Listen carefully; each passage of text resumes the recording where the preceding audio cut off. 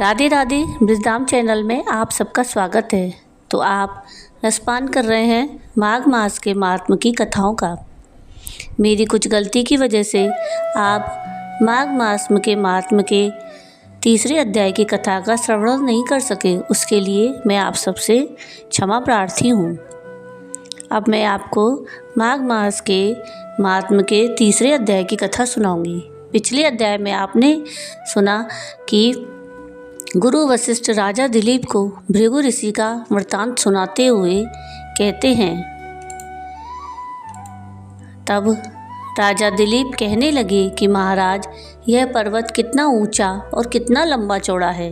तब वशिष्ठ जी कहने लगे कि यह पर्वत 36 योजन ऊंचा, ऊपर चोटी में 10 योजन चौड़ा और नीचे 16 योजन चौड़ा है, जो हरी, चंदन, आम, मदार, देवदार और अर्जुन के वृक्षों से सुशोभित है। दुर्भिक्ष से दुखी होकर इस पर्वत को फल और फूलों से परिपूर्ण देखकर भृगु ऋषि वहीं रहने लगे और यहाँ पर कंदराओं, वनों और उपवनों में बहुत दिनों तक तप करते रहे। इस प्रकार जब भृगु ऋषि वहाँ पर अपने आश्रम पर रह रहे थे तो एक विद्याधर अपनी पत्नी सहित उतरा। वे अत्यंत दुखी थे।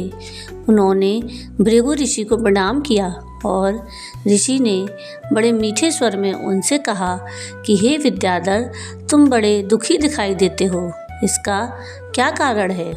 तब विद्याधर कहने लगा कि महाराज, पुण्य के फल को पाकर, स्वर्ग पाकर और देवतुल्य शरीर पाकर भी मेरा मुख व्याघ्र जैसा है। मेरे दुख और अशांति का यही एक कारण है।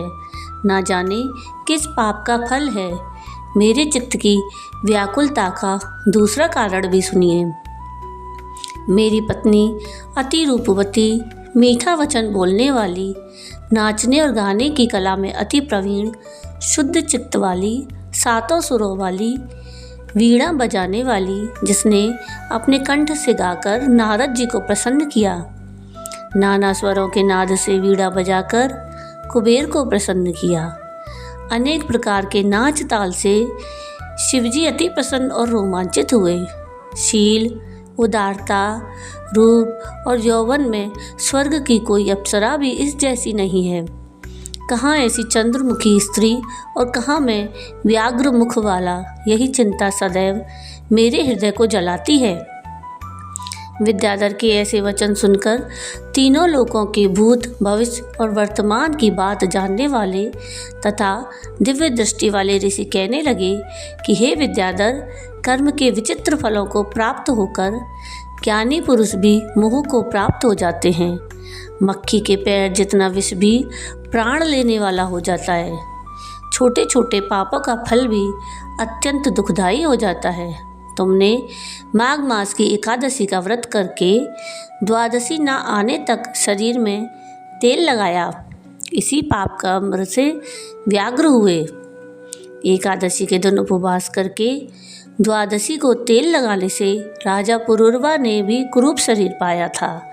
तब वह अपने कुरूप शरीर को देखकर दुखी होकर हिमालय पर्वत पर देव सरोवर के किनारे गए। प्रीतिपूर्वक शुद्ध स्नान कर कुशा के आसन पर बैठकर भगवान कमल नेत्र, शंख, चक्र, गदा, पद्म को धारण करने वाले, पीतांबर पहने, वनमाला धारण किए हुए विष्णु का चिंतन करते राजा पुरूरवा ने 3 मास तक निराहार रहकर भगवान का चिंतन किया। इस प्रकार 7 जन्मों में प्रसन्न होने वाले भगवान राजा के 3 महीने के तप से ही अति प्रसन्न हो गए और माघ की शुक्ल पक्ष की एकादशी को प्रसन्न होकर भगवान ने अपने शंख के जल से राजा को पवित्र किया। भगवान ने उसके तेल लगाने की बात याद दिलाकर सुंदर देवताओं का स्वरूप दिया, जिसको देखकर उर्वशी भी उसको चाहने लगी और राजा कृतकृत्य होकर अपनी पुरी को चला गया।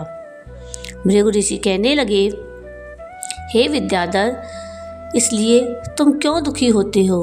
यदि तुम अपना यह राक्षसी रूप छोड़ना चाहते हो तो मेरा कहना मानकर जल्दी ही पापों को नष्ट करने वाली हेमकूट नदी में माघ मास में स्नान करो, जहाँ पर ऋषि सिद्ध देवता निवास करते हैं। अब मैं इसकी विधि बतलाता हूँ। तुम्हारे भाग्य से माघ मास आज से 5वें दिन ही आने वाला है। पौष शुक्ल एकादशी से इस व्रत को आरंभ करो। भूमि पर सोना, जितेंद्रिय रहकर दिन में 3 समय स्नान करके महीना भर निराहार रहो। सब भोगों को त्याग कर तीनों समय भगवान विष्णु का पूजन करो। जब तुम द्वादशी को शिवजी स्तोत्र और मंत्रों से पूजन करोगे तो तुम्हारा मुख देखकर सभी चकित हो जाएंगे और तुम अपनी पत्नी के साथ सुखपूर्वक क्रीड़ा करोगे। माघ मास के प्रभाव को जानकर सदा माघ में स्नान करो। पाप दरिद्रता से बचने के लिए मनुष्य को सदा यत्न से माघ मास का स्नान करना चाहिए। स्नान करने वाला इस लोक और परलोक में सदा सुख पाता है।